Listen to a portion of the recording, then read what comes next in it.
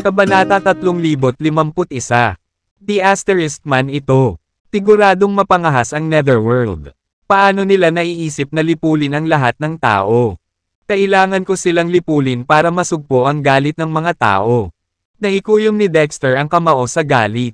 Matindi ang tono ni Dexter habang nagtatanong. Tell me, where are the people from Netherworld currently hiding? Ang taong anino ay nag-alinlangan ngunit pagkatapos ay nauutal. Maaari kong markahan ang kanilang mga lokasyon sa mapa para sa iyo. Ang Soul Wolf ay mabilis na gumawa ng mapa mula sa kanyang mga gamit. Ginamit nila ito kanina para mag-navigate sa nayong ito. Maingat na minarkahan ng taong anino ang 8 lugar sa mapa. Ang mga tao ng Netherworld ay nakatalaga sa 8 lugar na ito. Pinag-aralan ni Dexter ang mapa at napagtanto na 7 base ang matatagpuan sa labas ng mga hangganan ng Oakheart City. Gayunpaman, ang isa sa mga base ay nasa gitna mismo ng lungsod. Agad na nagtanong si Dexter, sino ang nakatalaga sa base sa gitna ng lungsod? Nanginginig ang boses ng anino. At napuno ang hangin ng pakiramdam ng pagkabalisa. Naramdaman ni Dexter na may mali at walang pag-aalinlangan. Tinira niya ang anyo ng anino. Lumingon siya sa isa pa. Hinihingi, magsalita ka. Ano ang nangyayari sa partikular na baseng iyon? Sa takot, ang pangalawang taong anino ay bumulong. Ang Young Master ng Netherworld ang namumuno sa base na iyon. Ito ay isang paaralan. Patawarin mo ako. Pakiusap, patawarin mo ako. Ang Young Master ng Netherworld ay kasalukuyang inookupahan ang isang paaralan. Tinitigan ni Dexter ng matinding tingin ang taong anino. Tumutulo ang boses nito sa pagbabanta. Explain. Bakit ang batang master ng Netherworld ay pumapasok sa paaralan? Nauutol ang malabong figure. Ang plano ng Young Master ay gawing Netherworld Ians ang mga estudyante dito. Ang mga estudyanteng ito ay mga high school. Madaling maimpluwensyahan at nagtataglay ng napakalaking potensyal. Layunin ng Young Master na hubugin sila sa kanyang personal na hukbo. Yung B** starred. Ipinatong niya ang kanyang mga kamay sa mga bata. Ang mga batang ito ang pag-asa at kinabukasan ng Eurasia. Paano natin hahayaan na saktan sila ng iba? Agad na utos ni Dexter. Nightingale Squad. Magpakita kayo. Swish. Swish. Swish. Mula sa mga anino ay lumitaw ang 2 anyo. 32 at 33. Nalumuhad sa harap ni Dexter. Mula nang magpakita si Dexter. Parehong 32 at 33 ang palihim na nagpoprotekta sa kanya. Bagamat hindi kailangan ni Dexter ng kanilang proteksyon. Ang kanilang tungkulin ay tiyakin ang kanyang kaligtasan. Nightingale 32. Nightingale 33. Sundin mo ang utos ko. Utos ni Dexter. Pamunuan ang Nightingale Squad at alisin ang lahat ng 7 base ng Netherworld. Walang iwanan na nakatayo. Naiintindihan. Tandaan. Huwag mag-effort at puksain ang mga ito sa lahat ng mga gastos. At panatilihin itong maingat. Hindi natin dapat alertuhan ang bagong Great Marshal sa ngayon. Dagdag ni Dexter. Opo, Ginoo. Pagkatapos noon, lumingon siya para kausapin ang iba pang grupo. Na nagsasabing, Quinlan, Soul Wolf, Squirrel, sumama ka sa akin. Pupunta tayo sa high school para personal na makitungo sa Young Master ng Netherworld. Ang bawat isa ay pumunta sa kanya-kanyang paraan sa kanilang mga gawain. Sa ilalim ng liwanag ng buwan, ang mga figure ay gumalaw ng may makamulto na biyaya patungo sa Oakheart City High School. Pinatay ng paaralan ang mga ilaw nito. At binalot ng katahimikan ang paligid. Umikab si Ardelia. Ang mga mata nito ay nakapikit na inaantok. With a air of boredom. Quinlan mumbled. Dexter, tapusin na natin ta. Kakailanganin natin ng idlip pagkatapos. Halos hindi ako nakatulog ng maayos simula noong dumating tayo dito. Mula nang dumating ako dito. Ilang araw na akong hindi nakakapagpahinga ng maayos. Sandali lang. Magpapatuloy tayo kapag nasuri na natin ng husto ang sitwasyon. Sa loob ng ilang saglit, isang anino ang sumilay sa dingding ng paaralan, na naglaho sa dilim. Ito ay ang Soul Wolf, na inatas ang mag-imbestiga sa mga kalagayan ng paaralan. Sumipol siya ng 2 beses. Agad namang tumugon si Dexter. Agad na itinuro ni Soul Wolf ang kinaroroonan ni Dexter base sa tunog at lumipat sa gilid nito. Dexter, tiningnan ko na. Ang Young Master ng Netherworld at ang kanyang mga kampan ay nagtatago sa loob ng paaralan. Na nagpapanggap bilang staff o faculty. Malawak na silang nagpaplano at malamang na gumawa ng kanilang paglipat sa susunod na mga araw. Nakaramdam ng ginhawa si Dexter. Nagpapasalamat na dumating sila sa tamang oras. Kung naantala lang sila ng kaunti, maaaring nasa matinding panganib ang mga estudyante. Nagtanong si Dexter, nalaman mo ba kung saan sila tumutuloy sa gabi? Tumango si Soul Wolf, na nagsasabing, oo, nakuha ko ang impormasyon mula sa opisina ng mga gawaing pang-akademiko. Kasama dito ang mga numero ng dormitoryo kung saan nakalodge ang mga individual na ito. Matapos ang isang maikling sulyap sa mga dokumento, kabisado ni Dexter ang kanilang numero ng dormitoryo at pagkatapos ay pinunit ang papel. Lipat na tayo.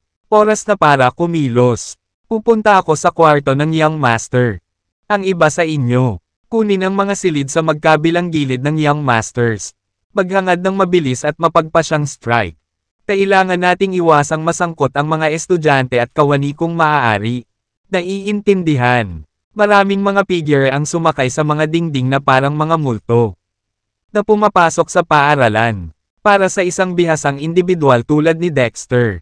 Ang paggliding sa hangin ay walang hirap. Maganda siyang lumutang sa bintana ng silid ng Young Master. Itinaas ang Eurasia Sword at bumagsak patungo sa kama kung saan dapat naruroon ang Young Master. Puff! Sa isang mahinang kalabog. Ang kama ay nahati sa dalawa ng matalim na talam ng Eurasia Sword. Ang Eurasia Sword, na sinamahan ng napakalaking talas at mataas na bilis nito, ay gumawa ng kaunting ingay. Ang silid ay nahulog sa katahimikan. Ang batang master ng Netherworld ay natalo sa isang welga. Isang banayad na simoy ng hangin ang dumampi sa bintana. At pumasok si Dexter sa silid. Pag-angat ng mga kumot, nakita niyang walang laman ang kama. Walang sino man. The Asterisk man ito. Nasaan na siya? Ito ba ay isang bitag? Maingat niyang iniskan ang lugar. Ngunit walang kakaiba. Pagkatapos ay nakipag-usap si Dexter sa iba pang grupo gamit ang kanyang espiritual na kahulugan. Nagtanong, kumusta ang misyon? Sumagot si Soul Wolf, Dexter, walang laman ang kwarto. Walang palatandaan ng sino man. Mabilis na idinagdag ni na Quinlan at Squirrel. Wala pa rin kaming nakikitang buhay na nilalang. Kakaiba yon. Nagsalubong ang kilay ni Dexter. Saan kaya napunta ang lahat ng Netherworld iyan sa oras na ito? Lumipat siya sa bintana at tumingin sa labas ng school ground. Sa timog silangan na direksyon. Ang madilim na enerhiya ay tila tumataas sa kalangitan. Ang mga tao mula sa Netherworld ay hindi magtitipon sa sulok na iyon. Hindi ba? Para saan sila nagtitipon doon? Ang pagtanggi sa anumang mga problema sa sitwasyong ito ay magiging mahirap. Let's go! Utos ni Dexter. Kailangan nating imbestigahan ang lugar na iyon. Ang koponan ay mabilis na lumipat sa direksyon ng timog silangan na sulok. Pero sa kalagitnaan, biglang huminto si Dexter. Teka, magtago ka dali. May lumalapit. Nagulat. Ang grupo ay tumigil sa kanilang mga track. Mabilis na nakahanap ng takip sa isang kalapit na tagong lugar. Di nagtagal. Ilang mga figure ang lumitaw mula sa mga anino. Na tila patungo sa timog kanlurang sulok. Sa isang sulyap pa lang. Nakita ni Dexter na may mali. Ang mga individual na ito ay walang laman. Ang kanilang mga aksyon ay mekanikal. Ang kanilang mga mukha ay walang ekspresyon. Na para bang sila ay nasa ilalim ng ilang uri ng hypnosis. Anong meron sa kanila? Maingat na pinagmasdan ni Dexter ang sitwasyon at mabilis na naunawaan na ang isang malaking halaga ng negatibong enerhiya ay umabot sa mga individual na ito. Malinaw na sila ay nasa ilalim na ngayon ng kontrol ng isang masasamang puwersa. Na minamanipula ng impluensya ng Netherworld. Dito ba sila dapat magtipon? Ang timog silangan na sulok. Para subukan ang sarili niyang teorya. Lumapit si Dexter at iwinagayway ang kamay sa harap ng kanilang mga mata. Ang ilan sa mga taong ito ay hindi nagpakita ng anumang tugon. Ito ay maliwanag na sila ay nahulog sa ilalim ng kontrol ng Netherworld. Matapos ang ilang sandali ng pagsasaalang-alang, nawalan ng kakayahan si Dexter sa ilan sa kanila. Si Soulwolf at ang iba pa ay mabilis na sumulong. Nagtatanong, Dexter, ang mga taong ito ba ay minamanipula ng Netherworld? Tumango si Dexter bilang pagsang-ayon. Oo. Mabilis tayong magpalat ng kanilang kasuotan at magtungo sa timog silangan na sulok para malaman kung ano ang nangyayari. Lahat tama. Ang mga individual na ito ay pawang miyembro ng kawani ng paaralan. Upang maiwasang magkaroon ng hinala mula sa Netherworld. Mabilis na nagpalitan ng damit si Dexter at ang kanyang grupo sa kanilang mga sarili at ginaya ang zombie na postere ng mga kontroladong individual. Pagkatapos ay nagpatuloy sila patungo sa timog silangan na sulok ng campus. Habang nasa daan, nakatagpo sila ng ilan pang miyembro ng faculty na, tulad ng mga nauna sa kanila, ay nasa ilalim ng impluwensya ng pag-iisip ng Netherworld. Si Dexter at ang kanyang mga kasama ay maingat na sumunod sa likuran. At maingat na sumusulong. Bagamat hindi gaanong malayo, halos kalahating oras silang naglakad. Sa timog silangan na sulok ng paaralan. Isang malaking auditorium ang nakatayo na naiilaw. Sa bintana at mga kurtina. Nasilip ni Dexter ang mga figurang gumagalaw sa loob. Dahan-dahang itinulak ang pinto. Pumasok siya upang makita ang bulwagan na puno ng mga tao. Posibleng humigit kumulang 100 ang bilang. Tila nagtipon dito ang buong staff ng school. Kaunahan ng pangunahing entablado ng Grand Hall. 100 individual ang nakaupo, na nababalot ng aura ng kadiliman. Walang duda na sila ay nagmula sa Netherworld. Nakaupo sa gitna ang isang individual na may malarosas na labi at ethereal na kutis. Kaya medyo mahirap matukoy ang kanilang kasarian. Ang kanilang presensya ay nagdulot ng pinakamalakas na enerhiya sa silid. Walang alinlangan ang young master ng Netherworld. Si Zyreth. Sa harap ni Zyreth, nakatayo ang isang malaking transparent fish tank, na naglalaman ng umiikot na itim na likido. Ang itim na sangkap na ito ay naglabas ng nakakatakot na aura. Nahumantong kay Dexter na lubos na maghinala na ito ay ang condensation ng negatibong enerhiya sa likidong anyo. Nakalubog sa loob ng nakapangangilabot na likidong ito ang ilang mga punyal. Ang mga gilid nito ay napakalamig. Sa pagpasok ni Dexter kasama ang kanyang koponan, agad na isinara ang malalaking tarangkahan. Tinabi ng isa sa mga subordinate kay Zyreth. Young Master, nandoon lahat ng staff ng school. Malamig na tanong ni Zyreth. Sigurado ka ba, kung maulit man ang sakuna gaya ng nauna? Wala sa inyo ang makaliligtas. Sandaling nag-alinlangan ang nasasakupan. Young Master, gusto mo bang i-verify ko ito ngayon? Biglang inabot ni Zyreth. Gulat na tinusok ang puso ng kausap. Taka ito hinugot. Nanlaki ang mata ng kausap na may halong galit at hinanakit. Tinubukan nilang magsalita, ngunit walang salitang lumabas sa kanilang mga labi. Sa isang iglap, bumagsak sila sa lupa. Sumuko sa kanilang kapalaran. Walang pakialam na sabi ni Zyreth. Kung hindi mo kayang pamahalaan ang gayong maliit na gawain, anong layunin ang iyong pinaglilingkuran? Humihingi ako ng sagot. Maaari mo bang tiyakin sa akin na narito nga ang lahat ng mga kawani ng pagtuturo? Ang kanyang malupit na kalupitan ay tila isang bagay na nakasanayan na ng kanyang mga nasasakupan. Na nagbubunga ng kaunting emosyonal na tugon. Ang kapulungan ng mga nasasakupan ay hindi nang ahas na huminto. Tumango bilang pagsang-ayon. Nakumpirma. Isang kontentong ngiti ang tuluyang sumilay sa mga labi ni Zyreth. Magaling. Ngayon, hayaang magsimula ang pagbabago. Kapag ang mga tagapagturo na ito ay naging mga tagasunod ko, ang pagbabago sa mga mag-aaral ay magiging mas madali at mas mahusay. Opo, Ginoo. Sumulong ang mga nasasakupan patungo sa tangke ng isda sa ilalim ng tingin ni Zyreth. Kinuha ang mga dagger mula sa likido sa loob. Pagkatapos ay nagpatuloy sila patungo sa mga kawani ng pagtuturo. Ang konsepto ng pagbabagong anyo ay nagsasangkot ng unang pagpatay sa isang buhay na individual gamit ang mga death aura imbued na dagger na ito. Ang mga katawan ng mga biktimang ito, na may bahid ng negatibong enerhiya ng talam, ay unti-unting magiging mga netherworld kasunod ng kanilang pagkamatay. Hindi na tayo maaaring maghintay pa, o maaaring magdulot ito ng buhay ng isang tao. Sa pag-iisip na iyon, gumawa si Dexter ng isang mapagpasyang desisyon. Lipat na tayo. Walang pag-aalinlangan. Ang Soul Wolf, Quinlan, at Squirrel ay sumulpa at pasulong na parang mga araw na pinakawalan mula sa isang mahigpit na bowstring. Hinarang nila ang mga kampa ng Netherworld na naghahanda sa pananakit sa mga guro. Ay hindi, ito ay isang ambush. Nagkaroon ng kaguluhan habang ang mga Netherworld Ians ay nagkukumahog upang protektahan ang kanilang Young Master, na nagbabantay ng maingat na mga tingin kay Dexter at sa kanyang koponan. Walang hangganan ang galit ni Zyreth.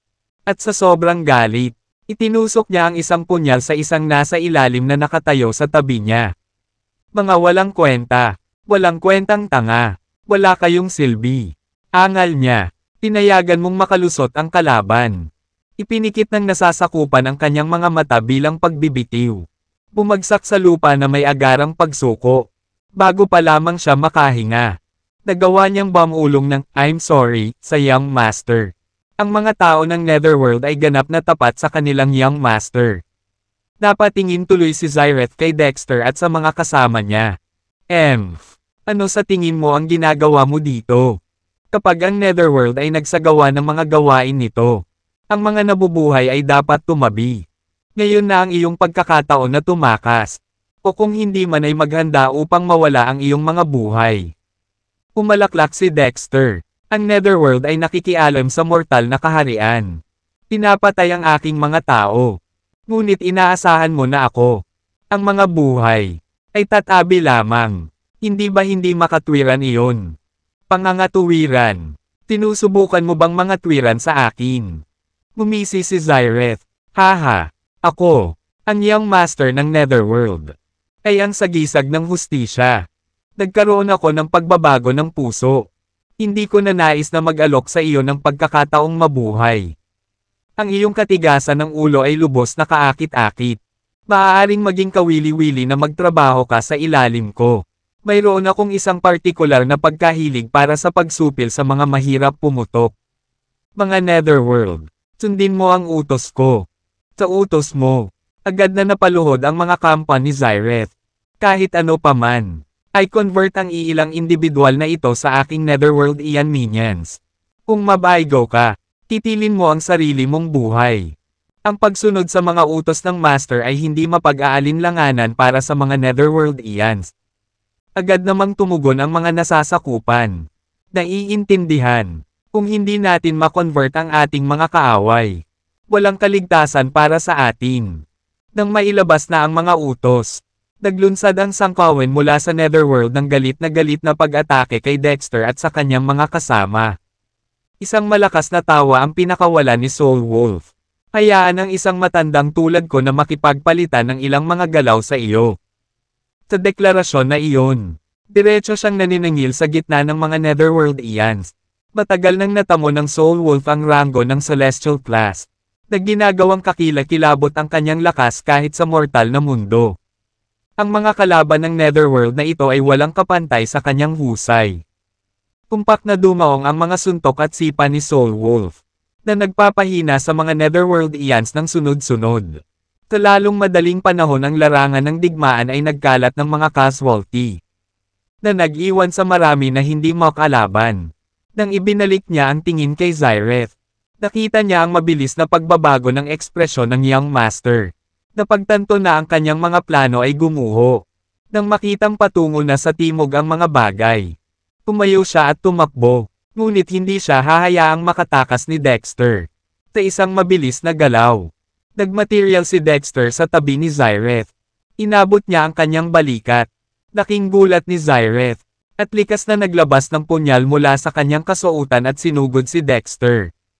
Gayunpaman, sa kanyang pagkamangha, hindi makapasok ang talam sa anyo ni Dexter, na para bang tumatama siya sa isang matibay na pader. Sa pagmulat sa kanya ng katotohanan, si Zyreth, isang makapangyarihang Young Master mula sa Netherworld, ay napahiya at walang kapangyarihan. Sa kabila ng kanyang kakilakilabot na lakas halos sa King class. Isang hakbang lang ang layo mula sa Celestial class, hindi man lang niya makalmot ang mga depensa ni Dexter.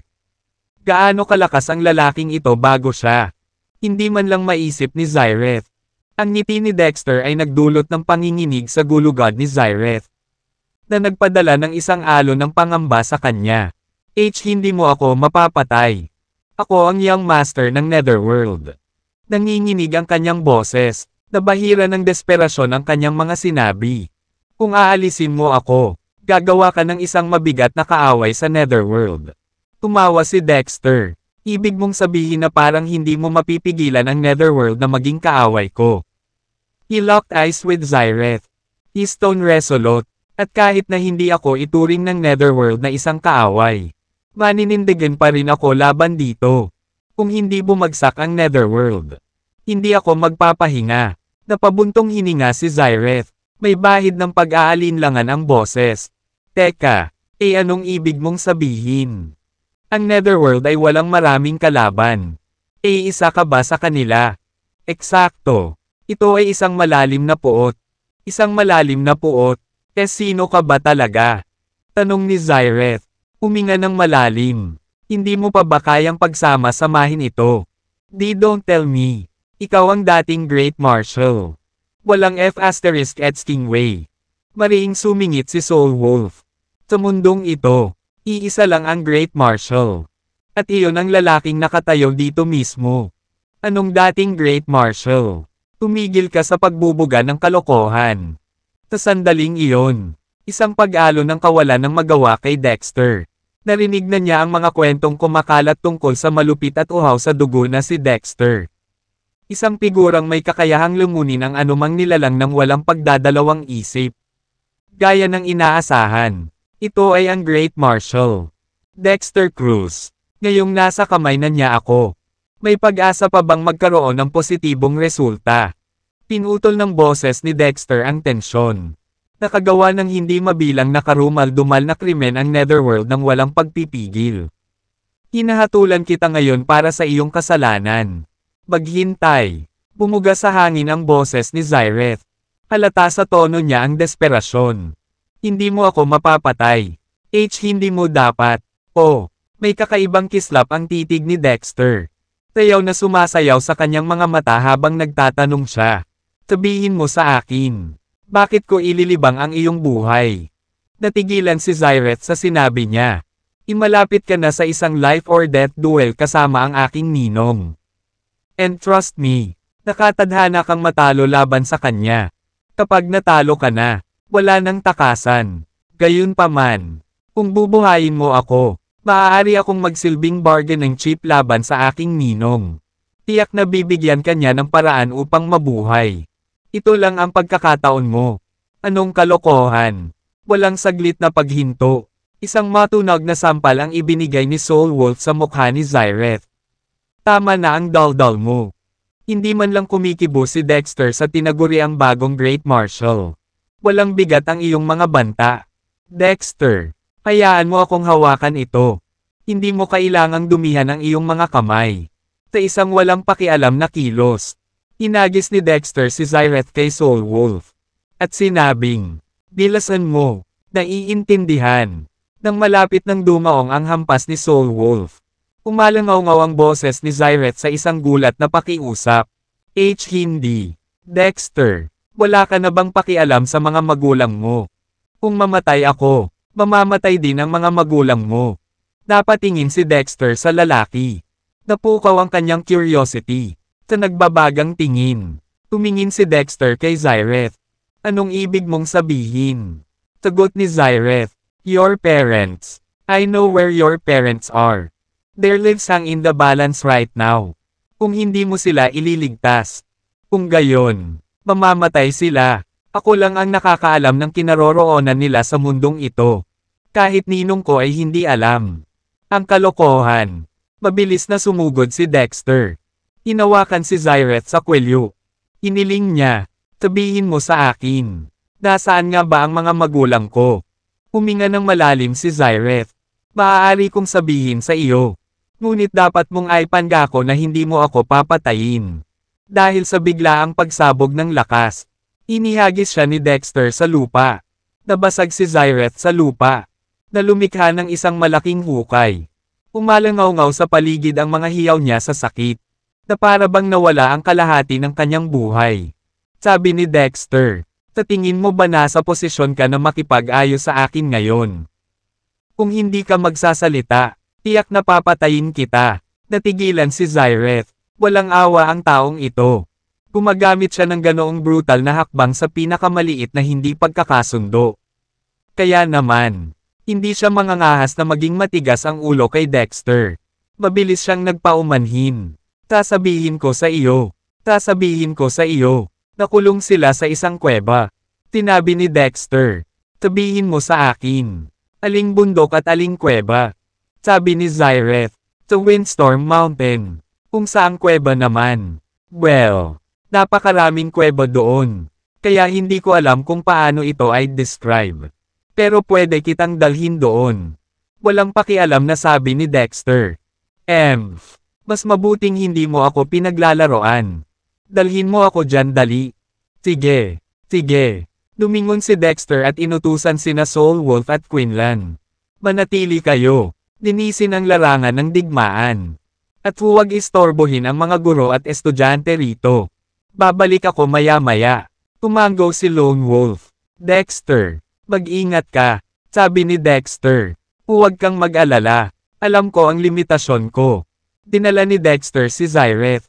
At mabilis silang nakarating sa Windstorm Mountain. Ang Windstorm Mountain ay hindi isang bundok, ngunit isang bulubundukin. Sa kanila, mayroong daan-daang bundok, malaki at maliit. Ang mga bundok ay nababalot ng ambon, na may mga ulap na umiikot, na lumilikha ng isang tanawin na kahawig ng isang fairyland. Dahil sa malayong lokasyon nito. At ang katotohanang halos binubuo ito ng matatayog na bundok at matarik na mga tagaytay. Ito ay isang lugar na bihirang bisitahin ng mga tao. Kahit na ang mga profesional na koponan ng ekspedisyon ay bihirang makipagsapalaran sa mga lugar na tulad nito. Sa ilalim ng patnubay ni Zyreth, dumaong si Dexter sa isang ordinaryo. Hindi kapansin-pansing tuktok ng bundok. Tumayo si Zyreth sa tuktok ng bundok. Nakatingin sa ibaba. Kung hindi ako nagkakamali, ang iyong mga magulang ay nakakulong sa isa sa mga kuweba sa ibaba. Pero hindi ko matandaan kung aling kuweba iyon. Matyaga nating hanapin ito. Sa malamig na tingin. Tumingin si Dexter kay Zyreth. Kung maglakas loob kang magsabi ng kahit kalahating kasinungalingan, tiyak na kukunin ko ang iyong buhay. Mabilis na ikinaway ni Zyreth ang kanyang mga kamay. No, I dare not. Si Dexter, kasama si Zyreth sa kanyang hawak, ay lumipad pababa sa bundok, at sinimulan ang kanyang paghahanap sa bawat kuweba. Sa wakas, nagbunga ang kanyang pagpupursige. Matapos ang mahigit 5 oras na paghahanap, pinigilan ni Zyreth si Dexter. Sandali lang, baka yung yungib na iyon sa taas kung saan bihag ang mga magulang mo. Pinandilatan ni Dexter si Zyreth. Mas mabuting totoo ang sinasabi mo. Nang matapos siyang magsalita ay diretsyong itinapon ni Dexter si Zyreth sa kuweba. Kakabutihang palad. Tila walang panganib sa loob ng kuwebang ito. Utos ni Dexter kay Zyreth. You lead the way. If you dare to act out of line, tikitil ko agad ang buhay mo. Nagmamadaling sinabi ni Zyreth. I dare not. Kaya, pinangunahan ni Zyreth ang daan. At nagpatuloy sila ng may lubos na pag-iingat. Ang loob ng kuwebang ito ay masalimuot at masalimuot, na parang sapot ng gagamba. Ito ay isang natural na labyrinth. Kung ang isang ordinaryong tao ay mapagkakamalang gumala, sila ay hindi maiiwasang makulong at mapahamak sa loob. Pinaikot-ikot ni Zyreth si Dexter. Sa wakas, makalipas ang mahigit kalahating oras, sa wakas ay nakakita si Dexter ng isang kislap ng liwanag. Mabilis na sabi ni Zyreth. Tingnan mo, doon banihag ang mga magulang mo. Sa sobrang lakas, tina-immobilize ni Dexter si Zyreth. Pagkatapos ay mabilis na sumugod patungo sa ningning ng apoy. Tamang-tama, 2 tao ang nakatali sa mga halijing bato sa tabi ng apoy. Sa katunayan, ito ay ang kanyang ama. si Diego, at ang kanyang ina, si Anita. Hindi alintana kung ito ay ang kanyang ama o ang ina. Silang dalawa ay nagmula sa mga kilalang pamilya at pinangalagaan ng husto ang kanilang mga sarili sa paglipas ng mga taon. Bilang isang resulta, kahit na sila ay tumanda, sila ay mukhang nasa katanghaliang gulang lamang. Gayunpaman, ang dalawang matanda ay nakulong na ngayon sa lugar na ito, na tila tumatanda ng mga dekada sa isang gabi. May nakitang puting buhok sa kanilang mga sideburn. At may mga kulubat na lumitaw sa kanilang mga mukha. Ang kanilang mga katawan ay nababalot ng mga marka ng letigo. Ang kanilang mga damit ay basang-basa sa sariwang dugo. Tila natiis nila ang hindi maliit na halaga ng brutal na pagpapahirap. Bahagyang kumirat ang puso ni Dexter. Nawalan na ng malay ang dalawang matanda. Hindi napapansin ang pagdating ni Dexter. Mabilis na humakbang pasulong si Dexter. Tinalas ang pagkakatali sa dalawang matanda. Kasabay nito, ipinadala niya ang isang pagsabog ng espiritual na enerhiya sa kanilang mga katawan, na tumutulong sa paghilom ng kanilang mga sugat at pag-aalaga ng kanilang sigla. Sa tulong ni Dexter, dahan-dahang bumangon ang dalawang matanda. Mukha silang pagod at nanghihina pero nakahawak pa rin. Nang makita ng dalawang matanda si Dexter, hindi napigilan ng dalawang matanda na manginig ang buong paligid. Puno ng takot ang kanilang mga mukha habang nakatingin sa kanya. Ikaw, hayop ka, magwala ka, at huwag mo na akong makitang muli. You damn ***starred. Kung may lakas ka ng loob, patayin mo na ako. Hindi ako mapakali sa kapanganakan ng isang asong tulad mo. Natigilan si Dexter, gulat na nakatingin sa dalawang matanda. Mom, Dad, anong nangyayari? Ako si Dexter, anak mo. Nandito ako para iligtas ka. Bakit mo ako pinapagalitan? Dinuraan ni Diego ang isang subo ng maduming dugo sa mukha ni Dexter. Dinumura kita. Mas masahol ka pa sa isang hayop dahil gusto mong saktan ang sarili mong mga magulang. Nararapat kang mamatay ng 1,000 beses. Mabilis na sinabi ni Dexter. Nay, tatay, hindi ko maintindihan ang sinasabi mo. Kailan ko ba naisip na saktan ka? Naparito ako para iligtas ka. Malamig na singgal ni Anita. Iligtas mo ako sa bongga na pag-aalala. Kung talagang nagmamalasakit ka, dapat mo na lang kaming ipadala sa aming gumagawa ng mabilis. Taglit na nag-alinlangan si Dexter. Taka mabilis na nag-isip ng kung ano. Hindi kaya may gamaya sa akin at nanakit sa dalawang matanda. Mabilis na sinabi ni Dexter. Nay, tatay, ako po, Dexter. Ang anak mo na si Dexter. Wala ako kanina. And I heard all were under house arrest pagkabalik ko. Kaya, naparito ako para iligtas ka. Mayroon bang hindi pagkakaunawaan dito? Ano? Natigilan sina Diego at Anita. Pinalaki si Dexter mula ulo hanggang paa. Ikaw, Dextery ka ba? Dexter Cruz. Anak ko, Dexter. Tumango si Dexter. Oo, ako si Dexter.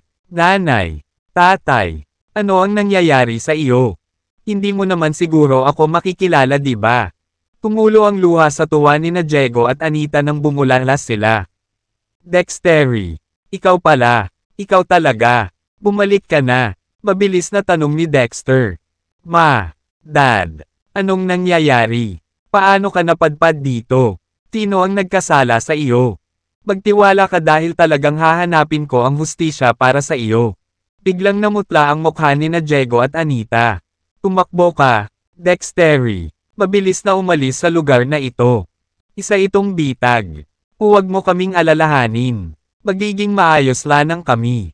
Kailangan mo nang umalis. Ngayon na.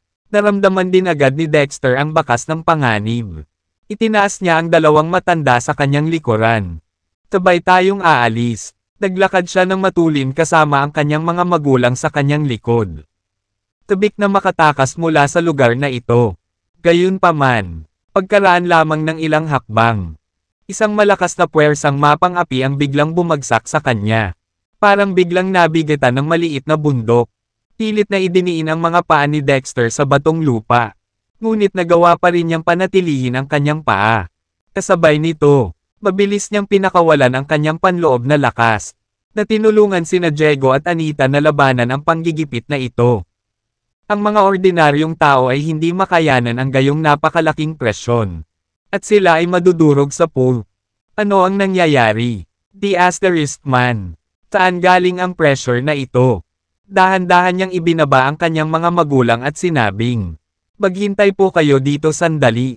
Lalabas ako at titingnan." Seryosong tumingin sina Diego at Anita kay Dexter. "Dextery, kung magkakaroon ka ng pagkakataong makatakas, kailangan mong tumakas. Huwag mo kaming alalahanin. Kung mahihirapan ka dahil sa atin, masasaktan ako." Tinapik-tapik sila ni Dexter sa balikat. Walang sinabi. At tumalikod na para umalis. Kung aalis ako, babagsak sa kanila ang pressure na iyon. At mamamatay sila sa isang iglap. Nakaramdam din ng pagkabalisa si Dexter sa kanyang puso. Nagpatuloy siya sa paglalakad. Dala ang matinding pressure. Habang papalapit siya sa pasukan ng kuweba, mas lumalakas ang pressure. Nang malapit na siya sa pasukan ng kuweba, napakatindi ng pressure kaya hindi na nakayanan ni Dexter. Hindi na niya maipagpatuloy ang kanyang paglalakbay. Napagtanto ni Dexter na ang lugar na ito ay na-set up sa restrictive spell formation. At ito ay inayos ng ilang masterclass warrior. At least, ang mga mandirigmang ito ay dapat nasa Sun and Moon class. Ang sangkatauhan ba ay talagang nagsilang ng mga malalakas na individual na umabot sa Sun and Moon class. At higit pa sa isa doon. Saang paksayon sila kabilang. At bakit nila ako kinokontra? Kaakibat ba ito sa Netherworld? Kung hindi, bakit ito makakatulong sa mga gawain nito? Kung ganoon talaga, baka magkaproblema tayo. Haha, mahal kong kapatid. Ang tagal na pala nung huli tayong nagkita. Isang malakas na tawa ang biglang umalangaw-ngaw mula sa bibig ng kuweba. Si Dexter ay nasa gilid. Ang kanyang puso ay tumibok ng malakas. Parang pamilyar ang boses na ito. Boses kaya ng kambal kong kapatid na si Ezra. The Asterisk Man ito. Hindi ba patay na si Ezra? Paano siya makikita sa lugar na ito? Posible kayang sangkot din si Ezra sa pagkidnap sa ating mga magulang. O may pagkana pa nga. Sa sandaling iyon, naging malungkot ang mukha ni Dexter. Ang kanyang katawan ay nagniningning ng nakamamatay na aura. Sa bakana ng kuweba, unti-unting lumitaw ang isang figure. Sino pa kaya kung hindi ang kambal niyang si Ezra? Nang makita ni Dexter si Ezra, nagngangalit ang kanyang mga ngipin. "Ezra, sabihin mo sa akin, ginawa mo ba lahat ng ito?" Walang pag-aalinlangan. Hayagang inamin ni Ezra. "Tama, nagawa ko," sabi ni Dexter. "Bastos ka, sarili nating mga magulang sila. Paano mo sila nahawakan?" Tumawa si Ezra. "Humihingi ako ng paumanhin. Ngunit sila ang aking mga biological na magulang sa aking nakaraang buhay. Gayunpaman, ang Netherworld ang nagbigay sa akin ng pangalawang buhay. Kaya ang Netherworld ang aking tunay na magulang ngayon. Wala na akong koneksyon sa kanila." "Oo naman, si Ezra ay binili ng Netherworld. At naging kanilang alipin." Tanong ni Dexter. "Ano ang layunin mo sa pagsusumikap na gawin ito?" Simpleng sabi ni Ezra. "Medyo simple lang. Gusto kitang akitin dito." Tanong ni Dexter. "Ano ang sumunod na nangyari?" Ipinahayag ni Ezra. "Gusto kitang patayin." Sinabi ni Dexter. "Ikaw, sa lahat ng tao, ay walang kakayahang patayin ako. Lalo pa ang kakayahang mag-set up ng restrictive spell formation. Dapat may iba sa likod mo. Hayaan mo na lang silang magpakita ng sarili nila. Hindi na magtatago." Sabi ni Ezra. "Sa tingin mo karapat-dapat ka. Hehe, hindi ka pa qualified para makilala sila." Haha. Isang malakas na tawa ang umalangaw-ngaw mula sa malayo. Siya ay isang lalaki na malapit ng magwakas. Anong masama kung hayaan siyang mamatay ng payapa? "Dexter, nagkita ulit tayo." Muling dumaong sa bakana ng kuweba ang ilang figure. Agad namang lumuhad si Ezra sa harapan nila. "Ezra ng Netherworld sa iyong serbisyo. Aking apat na Panginoon." Walang pumapansin kay Ezra. Hindi man lang karapat-dapat sa kanilang tugon ang isang hamak na figurang tulad niya. Nang makita ni Dexter ang bagong dating, Hindi napigilan ni Dexter ang bumantong hininga. Kilala ni Dexter ang 4 na taong ito. At talagang pamilyar siya sa kanila. Sila ay Theus, Tiger King, Erebus, at Petal Blade. Ang Petal Blade ay dating nasa ilalim ng utos ni Dexter. Gayunpaman, pagkatapos magkamali sa militar, siya ay pinatalsik ni Dexter. Mula noon, nawala siya ng walang bakas. Nabalitaan na tumalikod ito sa panig ng kalaban. Hindi ko akalain na makikita ko siyang muli sa sandaling ito. At sa isang espesyal na lugar. At ang mas nakakagulat ay makisalamuha siya sa mga taong mula sa madilim na panig tulad ni Theus at Tiger King. Tinitigan ni Dexter si Petal Blade. Petal Blade, sa kabila ng lahat ng kalkulasyon ko. Hindi ko inaasahan na ikaw iyon. Umiling si Petal Blade. Dexter, hindi na ako Petal Blade. Mangyaring tawagan ako bilang Great Marshal. Kalahati. Naghigpit ang mga mag-aaral ni Dexter. Kaya ikaw talaga ang bagong Great Marshal. Umalaklak si Petal Blade. Hindi mo inaasahan ito. Diba? Haha. Ang munting sidekick na nakasunod sa iyo noon ay naging Great Marshal na. Utang ko ang lahat sa patnubay mo noong araw. Sabi ni Dexter. Sa totoo lang. Hindi ko inaasahan na magiging Great Marshal ka. Ang mas nakakagulat ay nakikihalubilo ka sa mga tao mula sa Netherworld. Bumaba ang tingin ni Dexter kay Theus. Isang matamis na ngiti ang ibinigay ni Theus. Hindi namin inaasahan na mahuhulog ka dito ng ganoon kadali. Hoy anak, paano kung gumawa tayo ng deal? Tanong ni Dexter. Anong klaseng deal? Tinabi ni Theus. Tawagin ang lahat ng iyong mga nasasakupan upang matugunan ang kanilang wakas. At maaari kitang bigyan ng mabilis na kamatayan. Kung hindi, unti-unting kakainin ng mapaghihigpit na kaharian na ito ang iyong puso. Na magdudulot sa iyo ng matinding paghihirap hanggang sa ikaw ay mamatay. Sabi ni Dexter. Speaking of which, may deal din ako na gusto kong gawin sa iyo. Tanong ni Theus. Anong klaseng deal? Tinabi ni Dexter. I dismantle itong restricted spell formation at kitilin ang sarili mong buhay bilang paghingi ng tawad. At baka maligtas ko ang iyong pamilya. Anong ********? Si Theus ay lumipad sa sobrang galit. Mahahamon ka pa rin sa iyong higaan. Pagkatapos ay pagbibigyan ko ang iyong kahilingan. Sumulyap si Dexter kay Ezra. May mapait na ngiti sa labi. Ezra, naaawa ako sa iyo. Sabi niya. Isang malamig na tingin ang ibinigay ni Ezra kay Dexter. Hindi ko kailangan ng awa mo. Karangalan kong pagsilbihan ang Netherworld at ang 4 na Panginoon. Sabi ni Dexter. Kung hindi ako nagkakamali, ipapagaya mo sa akin si Petal Blade at idol mo siya hanggang sa kamatayan. Siya mismo ang magpapaputol sa iyo sa arena. Ang iyong mga araw ay bilang. Tumawa si Ezra. Hindi mo kailangang alalahanin iyon.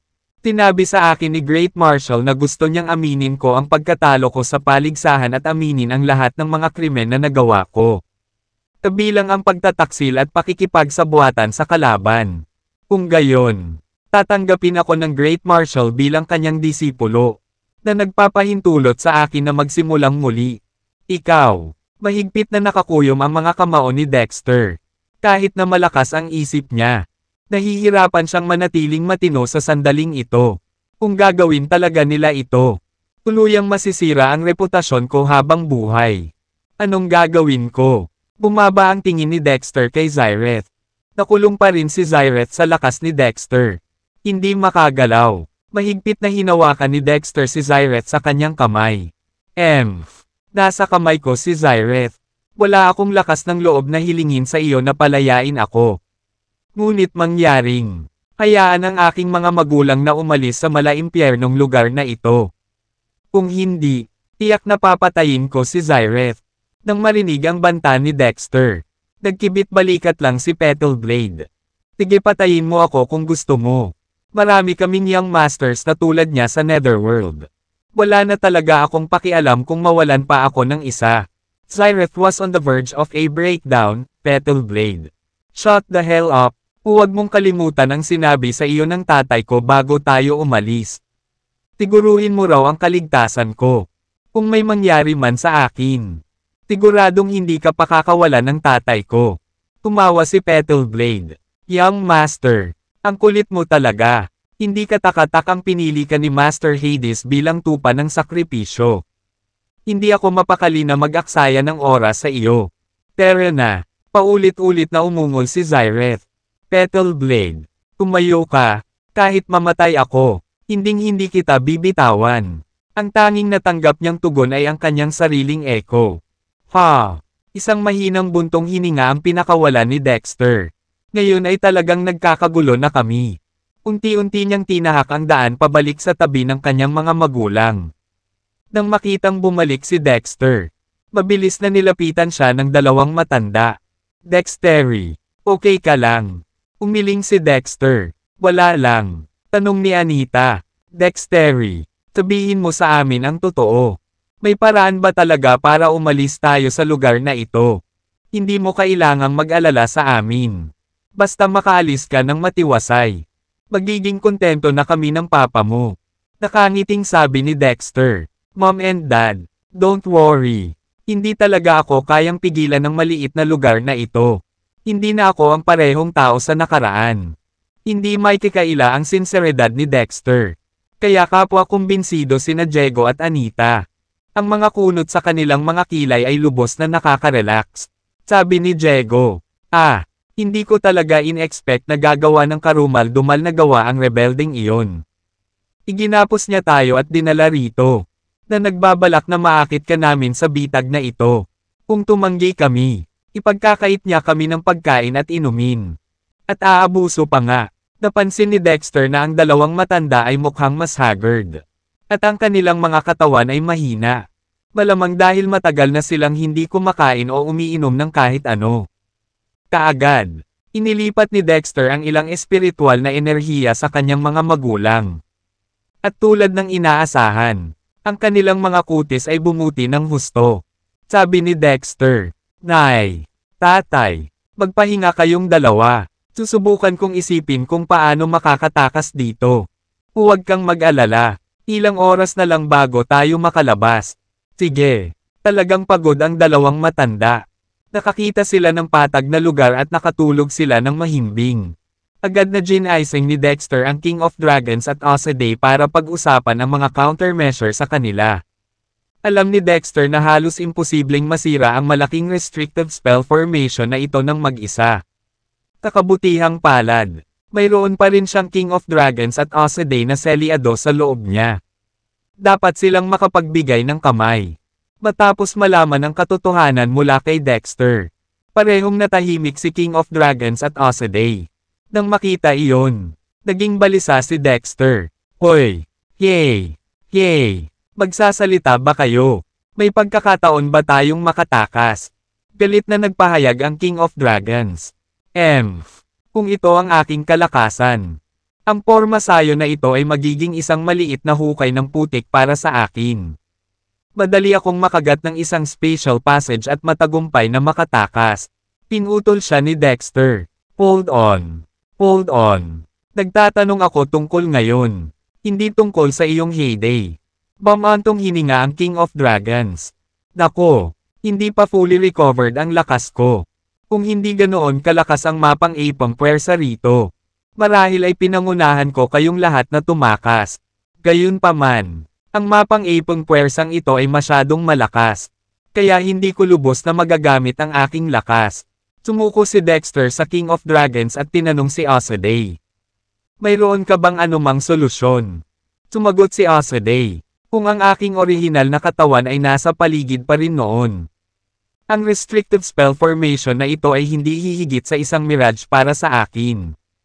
Hindi natuwa si Dexter. Sige, nagsalita ka pero parang wala kang sinabi. Parang wala na akong maasahan. Kailangan kong ayusin ito. Buti na lang at may trump card pa si Dexter na bihira niyang gamitin Eurasia Sword. Kung ang Eurasia Sword ay maaaring pinuhin sa pagiging perpekto, dapat itong makalusot sa engranding porma sayo na ito. Tama ba? Nang may pag-iingat, tinanong ni King of Dragons at Oseday si Dexter. Dexter, tiwala ka ba na makakatakas ka sa grand formation na ito? Kung kaya natin, that would be the best. Kung hindi natin kaya, matutulog na lang tayo ng mahimbing ngayon. Naghihintay sa susunod na Panginoon na gisingin tayo. Sabi ni Dexter, magtiwala ka, siguradong maakay ko kayong lahat para makatakas. Huwag mong kalimutan na mayroon pa akong Eurasia Sword. Tinabi ng Dragon King. Ang kapangyarihan ng Eurasia Sword ay talagang kakilakilabot. Gayunpaman, kahit gaano ka magsanay, maaari mo lamang ilabas ang 2% ng buong potensyal nito sa pinakamahusay. Hindi tiyak kung sapat ba iyon para malagpasan itong restrictive spell formation. Sabi ni Dexter, kung ganon, hayaan mo na, hihintayin na lang natin ang kamatayan ng dahan-dahan. Ngunit dapat tayong humingi ng kaginhawaan kahit na tayo ay mamatay. Agad namang nagprotesta sina King of Dragons at Osaday. Paano na, kung hindi mo susubukan? Parang patay na tayo. Sabi ni Dexter, kung gayon, tumahimik kayong lahat at itigil ang pagbubuga ng napakaraming kalokohan. Magtatanam na ako ngayon. Ang King of Dragons at Osaday ay agad na nagtikom ng kanilang mga bibig. Sabi ni Dexter, bagaman pareho kayong nawalan ng lakas, sigurado akong higit pa ang karanasan ninyo sa akin. Sa aking pagsasanay mamaya, sana ay hindi kayo mag-atubiling gabayan ako kung alinman sa inyo ay may mahalagang payo. Huwag kang mag-alala. Medyo naiinip na sinabi ng King of Dragons. Nasa iisang bangka tayo ngayon.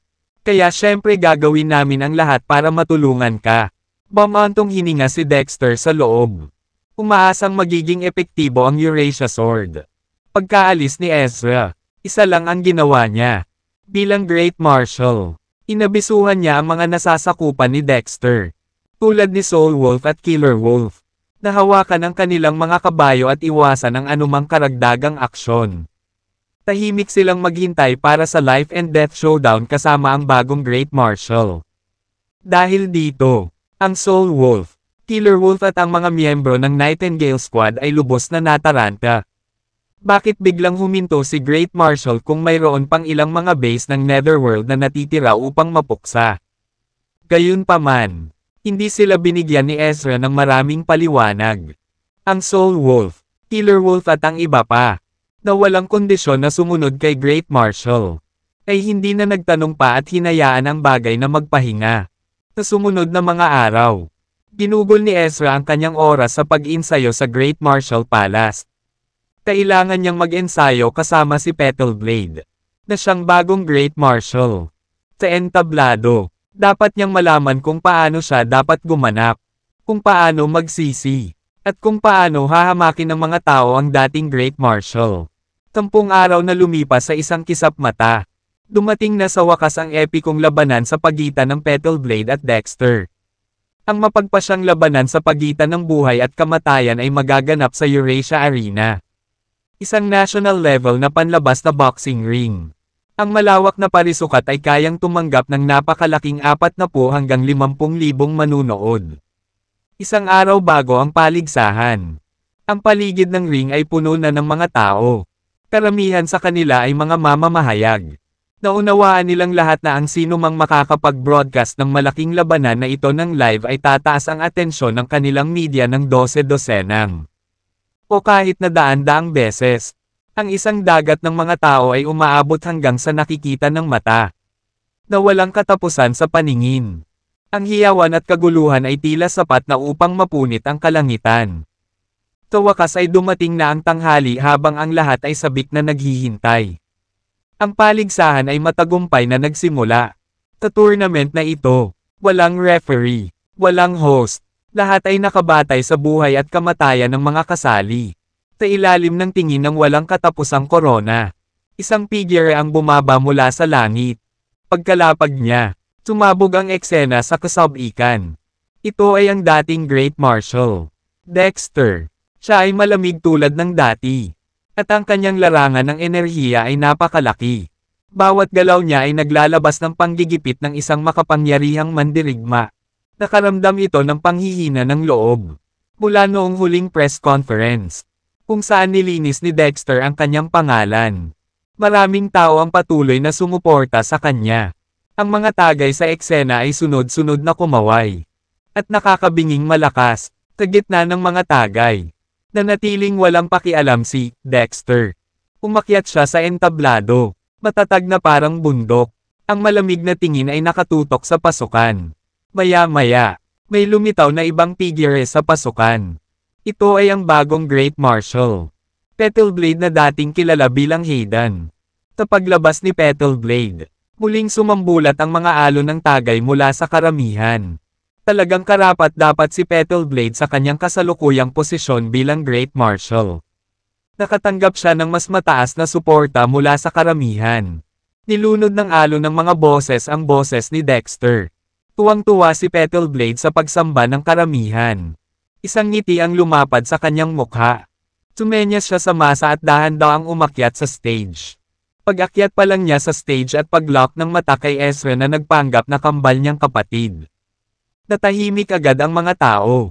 Tila nanigas ang hangin. Ang batikang kampyon at ang naghaharing-hari ay maghaharap sa isang buhay o kamatayang labanan. Sino ang lalabas na mananalo? Lahat ay naghihintay na may halong hininga. Walang pakialam na sinabi ni Petalblade. Dexter, may payo ako sa iyo. Kahit ang pinakamahalagang ginto ay hindi mabibili ang pagbabalik ng alibughang anak. Ngayon, maaari akong mag-alok sa iyo ng pagkakataong magbukas ng bagong dahon. Kahit na iyong ipinagkanulo ang Eurasia at sumali sa kaaway. Kakabutihang palad, hindi ka nagdulot ng hindi maibabalik na pinsala sa bansa. Kaya naman, kaya kitang haharapin ng maluwag. Kung hindi, kukunin ko ang iyong buhay. Walang pakialam na tumugon si Ezra. Petalblade, mayroon din akong parirala para sa iyo. Akin ang posisyon ng Great Marshal. At walang makakaalis nito. Napakatigas ng ulo mo. Si Petalblade ay umungal sa galit. Kung gayon, hahatulan kita sa ngalan ng mga mamamayan ng Eurasia. Umilos ka. Ayaw magpakita ng kahinaan ni Ezra. Kaya naglunsad din siya ng pag-atake. Pareho silang lumukso. Umailang lang sa gitna ng hangin. Ang kanilang bilis ay kasing bilis ng isang shooting star. Nagbanggaan ang dalawa sa himpapawid. Nakasunod ay nagbuga sa isang nakakasilaw na pagsabog ng apoy.